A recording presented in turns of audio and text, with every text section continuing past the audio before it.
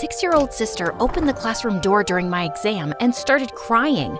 Mommy said I'd find you here. You promised to buy me donkey milk for my skin, and not ostrich milk. What am I supposed to do with it?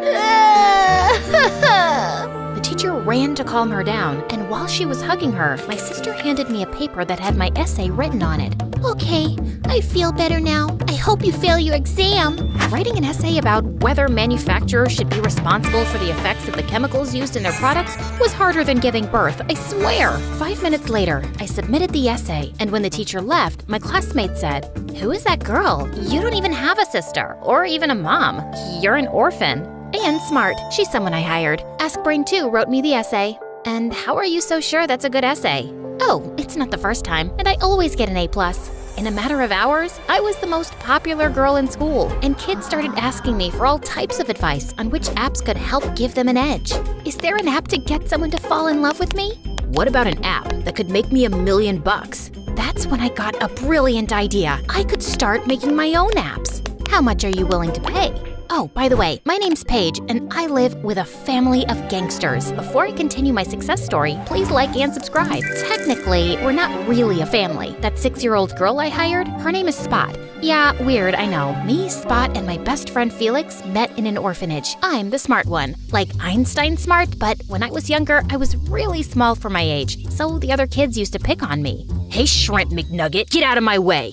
They'd push me down in the playground and take all my toys. I quickly figured out that I needed some muscle. That's when I found Felix. Felix was dumb as dirt, but strong as an ox. So we made an arrangement. I taught him everything I knew, and he took care of the bullies. A few years later, some stupid family wanted to adopt me, but they refused to take Felix. There was no way we were gonna let them separate us, so I came up with a plan. I found this really old couple online. I mean, like dinosaur old. They lived in this huge house and had a bunch of money. They would have been the perfect parents, except… What's that you say, honey? You want a mop?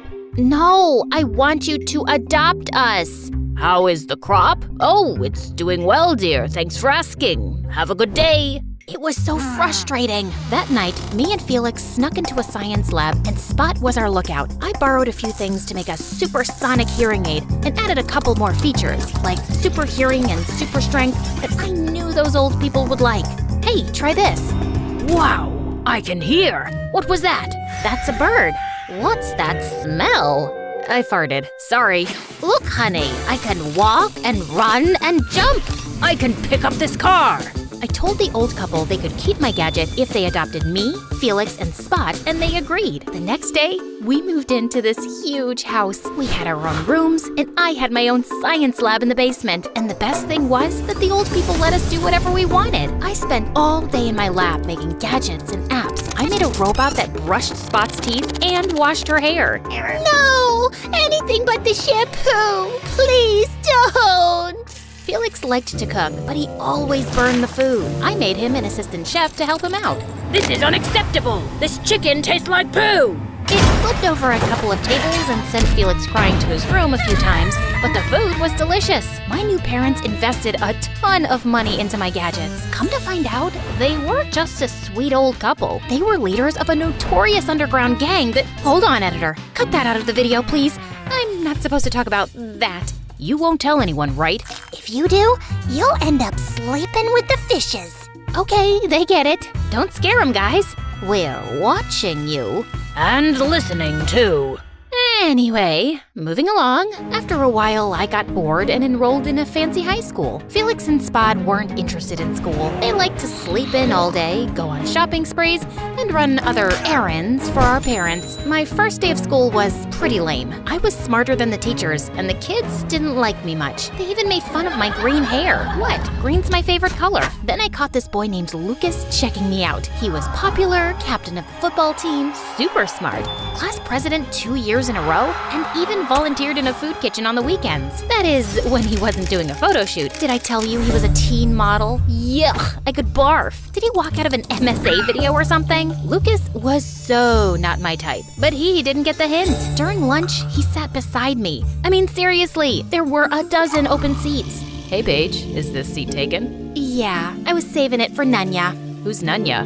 None of your business. He eventually cornered me in science class. Somehow, he convinced the teacher to pair us up for a project. Lucas and I started spending time together. He was almost as smart as me. His sparkling brown eyes, his perfect hair, and handsome face were nice to look at. But there was one thing that really annoyed me. He was such a goody two-shoes. I'd never met anyone so honest. One time we went to a coffee shop and the barista gave him change. We were all the way across town when he realized that she'd given him an extra penny, so he insisted that we walk all the way back to return it. It's a penny, it's no big deal. Plus, I'm tired and my feet hurt. But he couldn't rest until he returned it. On my birthday, Lucas bought me a shirt, but it was the wrong size, so we went to the store to return it, and we ran into this woman who had on a hideous dress, and she caught us staring. Young man, what do you think?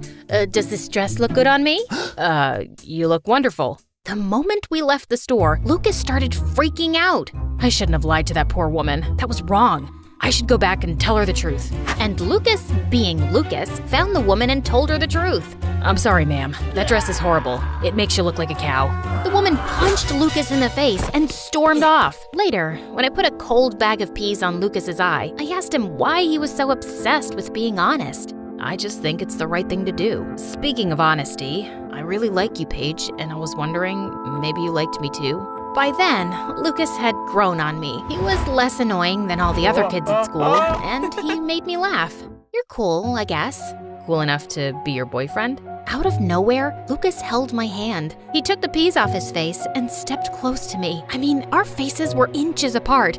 And then, I don't know how, but suddenly we were kissing, and to my surprise, I liked it. After that, we were officially dating, and life was pretty good. But then everything turned upside down. Felix Spot and my parents came home from one of their vacations. Paige, it's terrible. We lost all of our money.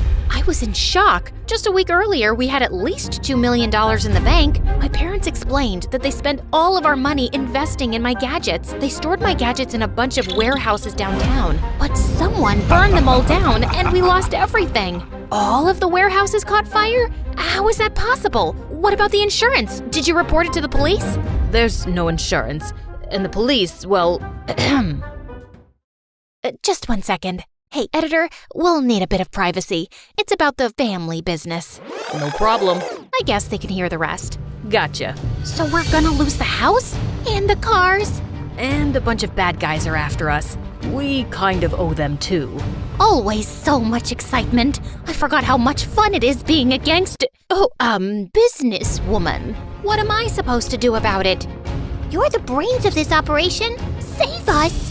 And that's when I decided to make a new app called P-Mind Soup Juice. Yeah, that's not the real name and the app doesn't exist anymore, but it was awesome. I cleverly designed a game where kids had to keep paying money to play the higher levels. And when they reached level 7, they got a ticket for the $1 million National Lottery. Of course, no one ever wins that thing, right? But the kids were hooked. They were using up all their pocket money and even stealing their parents' credit cards to keep paying and playing. And I was getting richer by the day.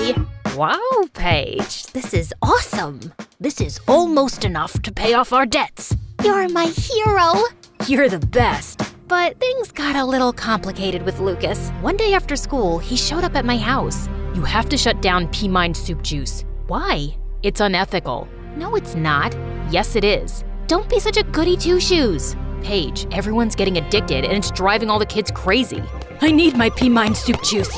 You can't take it away from me. It's just an app. It's not my fault they're too dumb to turn it off. You have the highest IQ and you could use it for good, but you're using it to ruin people's lives. Plus, if the principal finds out you're making money off of these kids, you'll get expelled. Everyone loves P-Mind Soup Juice. No one's gonna tell. The principal doesn't ever have to know. I know. What's that supposed to mean? I love you, Paige, but what you're doing is just wrong. If you don't shut it down tonight, I'll have to tell the principal.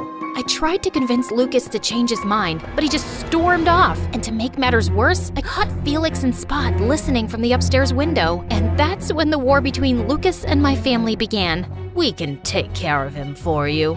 I can punch him in the nose. I can hit him with a rock. He'll never remember a thing. Or I can bake him a special pie. No, you're not doing any of that. Lucas is my boyfriend, and I think I love him. Love? Yuck. He's not even your type. Oh, honey, that boy doesn't love you. He wants to rat you out. You'll get suspended and he won't stop there. He'll try to bring this whole family down. Believe me, we know. I told my family I'd take care of it. The last thing I wanted was Lucas hurt. I went over to Lucas's house, and his parents' car wasn't in the driveway, so he was all alone. I tapped on the window to wake him up and accidentally broke the glass. Help! Help! Intruder! He was so scared. It could have been because I had a mask covering my face, but it was really cold outside. And what else are you supposed to wear when you're climbing into someone's window at night? I mean, duh, it's practically a uniform. Lucas grabbed a fly swatter and started waving it around. Lucas, it's me! What the heck are you doing climbing through my window at midnight? I needed to talk. Please don't tell the principal about pea mine soup juice. I've made my decision, Paige. My family needs it to pay our bills. Can't your parents borrow the money from their friends? What about their savings? That's easy for you to say. Your family's rich with dozens of rich friends. Then the craziest thing happened. I spotted Felix's robot chef in Lucas's driveway, and it started pounding on the door. What is that? I got a FaceTime call from my family. What's going on? We all discussed it, and we decided that RoboChef, that's what we're calling him now, can take care of our little Lucas problem. What do you mean, take care of? Then RoboChef broke down the front door. Ooh, that's loud. What's that noise, honey? It's RoboChef. Oh my, get out of there. My phone lost its signal, and then RoboChef smashed through a couple of walls, then charged up the stairs. We have to go, now! I grabbed Lucas. We climbed out of the window and hopped on my bike. I rode as fast as I could. RoboChef was on our tail. What is that thing? It's a robot I made. Can you turn it off? RoboChef, shut down. RoboChef, slice and dice. It's gone crazy. What do we do? I had to think fast, and then I remembered. I had an emergency remote in my bedroom drawer that could shut RoboChef down. Hold on. Lucas held tight as I turned a corner. My heart pounded and my legs throbbed as I rode faster and faster. Then, the worst thing happened. My front tire hit a rock, and Lucas and I flipped over. I sprained my ankle, and Lucas scraped his knee really bad. Lucas held me in his arms as the crazy robot drew closer. This is it. He's gonna turn us into Lucas and Paige puree. A Luke Cage or Pecos. What are you talking about? It's our names combined, like a couple's name. We never got to choose one. You know, like Benifer, Kimye, and Brangelina. Shut up! I've got a better idea. Lucas pulled me close and kissed me. Then he climbed to his feet and glared at the robot. Come on, you stupid robot. Let me introduce you to my little friends. Lucas showed the robot his fists, and the robot couldn't stop laughing as it marched towards us. I knew we were gonna be goners, but out of nowhere, my family appeared. Get away from my sister, you crazy bot! Spot threw a rock at the robot's head.